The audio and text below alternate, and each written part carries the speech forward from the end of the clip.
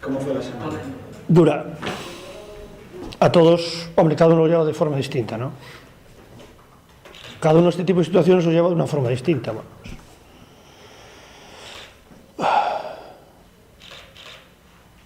Semana muy complicada, muy complicada.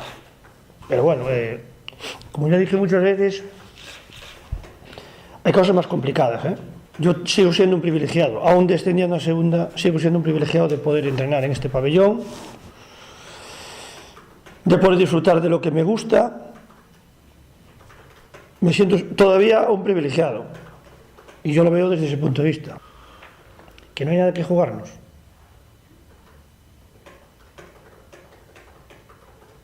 No te jugarás 3 puntos y no te jugarás una permanencia, pero que no hay nada que jugarnos. Ya te digo yo que sí.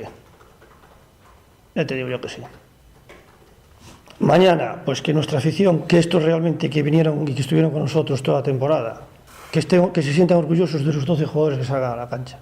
Simplemente eso es lo que me satisface. Que la gente que venga aquí mañana a vernos,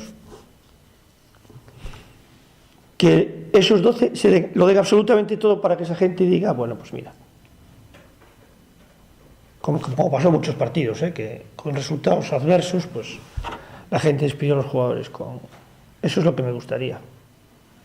Y que se sintiesen orgullosos de pertenecer a Santiago Futsal y de ser socios o abonados de Santiago Futsal. ¿Qué más da la división en la que juegues si tú tienes un sentido de pertenencia? Yo juego aquí en veteranos, en tercera. Y bueno, aquello era un equipo de verdad. En tercera. El sentido de pertenencia, el sentido del compromiso, el sentido de querer al que tengo a mi lado, eso da igual en la división en la que estés. Da igual la división que estés. No, es que cada uno lo ve de una forma o de otra, pero ¿qué más da en la división en la que estés si tú tienes una filosofía, tienes un estilo de vida, tienes una forma de pensar? Más da en la división en la que estés. Lo importante es querer estar. ¿En dónde? Yo creo que eso es lo de menos. Como todo el mundo queremos estar.